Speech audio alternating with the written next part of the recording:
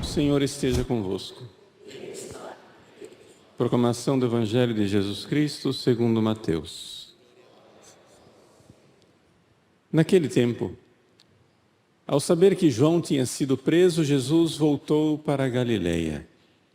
Deixou Nazaré e foi morar em Cafarnaum, que fica às margens do mar da Galileia, no território de Zabulon e Neftali, para se cumprir o que foi dito pelo profeta Isaías. Terra de Zabulon, terra de Neftali, caminho do mar, região do outro lado do rio Jordão, Galileia dos pagãos. O povo que vivia nas trevas viu uma grande luz, e para os que viviam na região escura da morte, brilhou uma luz. Daí em diante, Jesus começou a pregar dizendo: convertei-vos, porque o reino dos céus está próximo.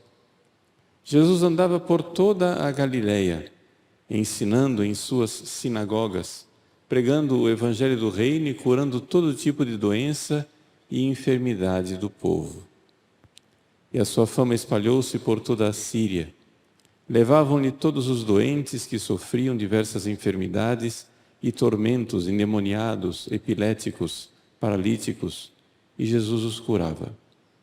Numerosas multidões o seguiam, vindas da Galileia, da Decápole, de Jerusalém, da Judeia e da região além do Jordão. Palavra da salvação.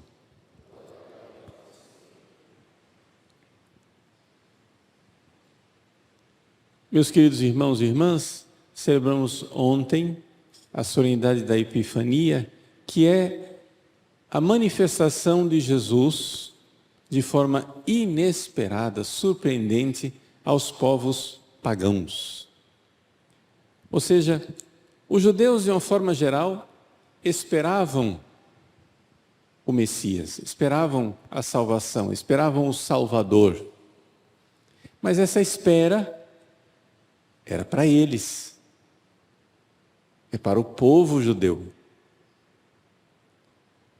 São Paulo nos diz: mistério escondido ao longo dos séculos, escondido por Deus, é o mistério de que quando Deus, lá atrás, chamou Abraão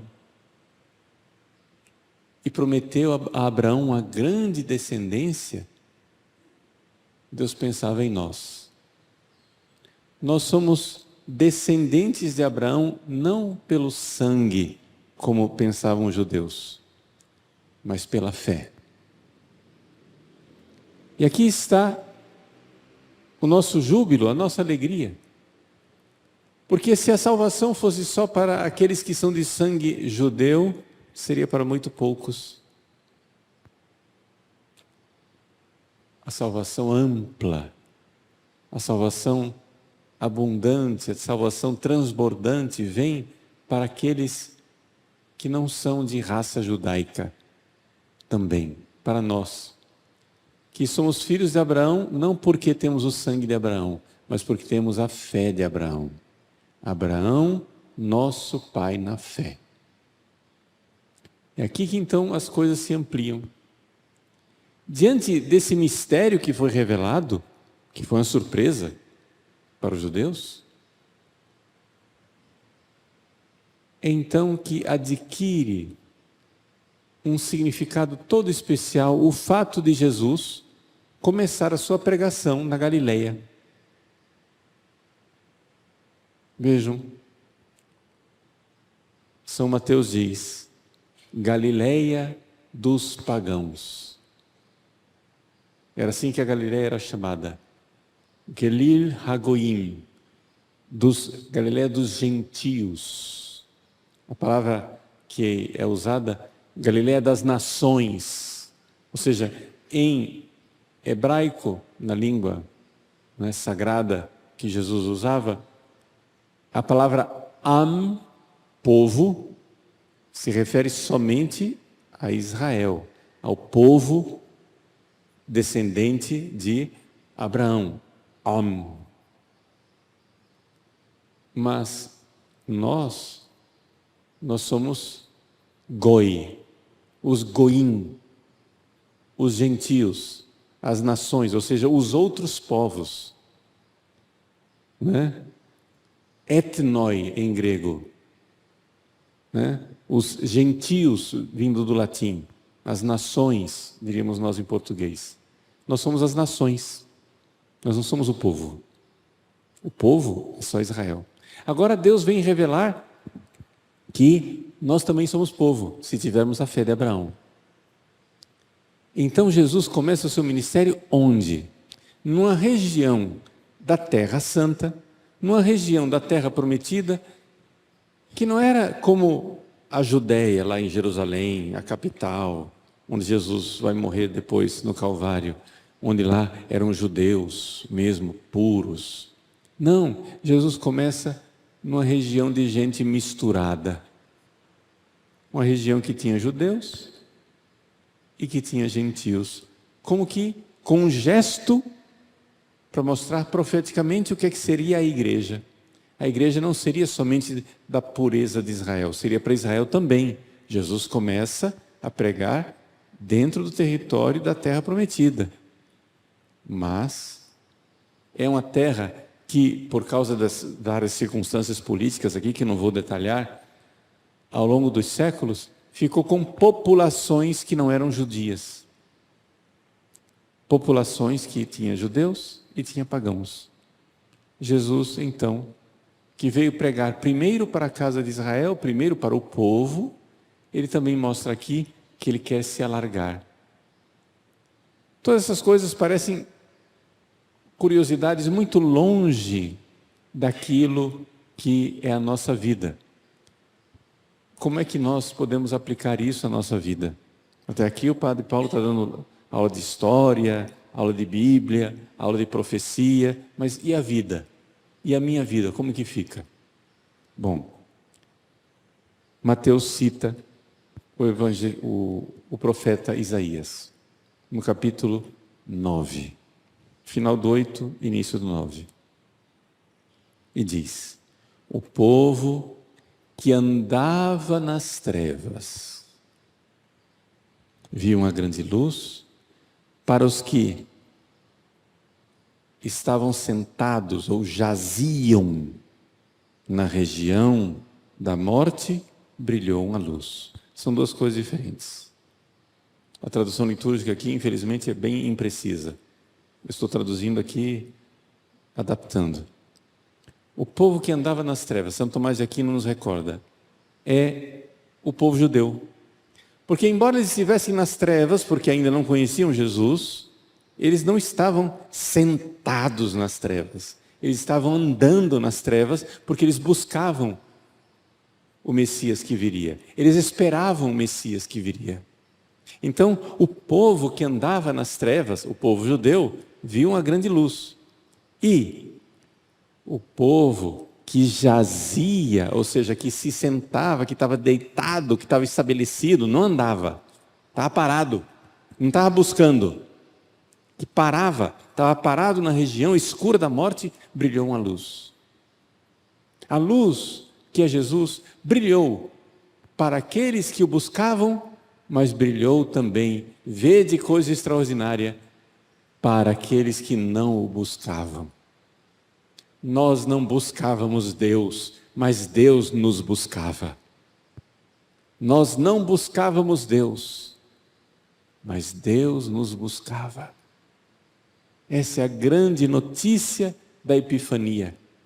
Essa é a grande notícia de Jesus que é manifestado para os reis magos, para os pagãos. Essa é a grande notícia para nós. Nós, Goim, nós, nações, nós, povo, que se diz, como diz o profeta, que nós podemos dizer não povo, mas agora se diz povo. Nós que agora somos povo.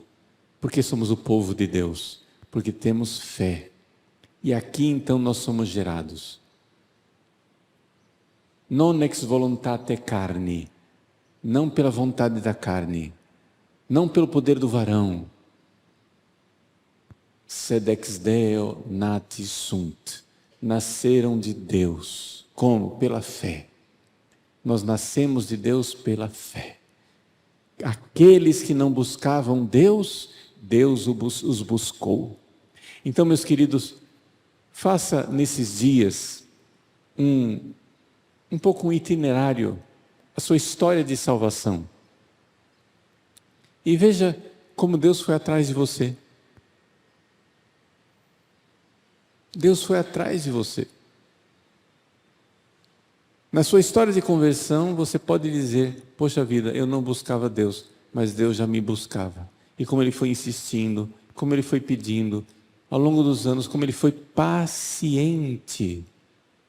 Deus foi paciente comigo, eu não o buscava, e Ele foi insistindo, batendo na porta, indo atrás de mim. Você pode, se nós parássemos aqui e abríssemos o microfone para todo mundo vir aqui dar um testemunho, cada um contaria uma história diferente, de como por peripécias e caminhos estranhos, criativos, únicos, Deus me buscou. É importante a gente fazer esse exercício de como Deus nos buscou, sabe por quê? Porque é necessário ter gratidão. É necessário ter gratidão. A gratidão é fundamental na nossa vida espiritual. Fazer memória das coisas de Deus. Fazer memória do que Deus fez por nós. Porque se nós fizermos memória sempre na gratidão, isso terá um efeito espiritual em nós. Isso aumenta a nossa fé, gera a nossa esperança e faz brotar a caridade. Se nós fizermos memória das coisas de Deus, memória das bondades de Deus. Então, meus irmãos, Deus veio nos buscar. Essa é a grande notícia que nós precisamos nos dar conta. Não éramos povo, não estávamos andando nas trevas, estávamos parados, estávamos sentados, estávamos fixos na região da morte. Nós morávamos na região da morte. Nós não estávamos andando buscando sair das trevas, não. Nós estamos bem arraigados, fixados na região da morte. E, no entanto, para quem estava sem futuro, sem esperança, sem busca, surge uma luz. Ele veio nos buscar. Como é maravilhoso saber, nossa, aquele dia que aquela pessoa me falou tal coisa, era Deus me buscando. Aquele outro dia que me convidaram para ir no encontro, era Deus me buscando. Aquele dia em que um livro caiu na minha mão e eu li, era Deus me buscando. Aquele dia em que, sem pretensão, eu fui à igreja, eu não buscava Deus, só fui à igreja por curiosidade, e de repente, Deus me buscando.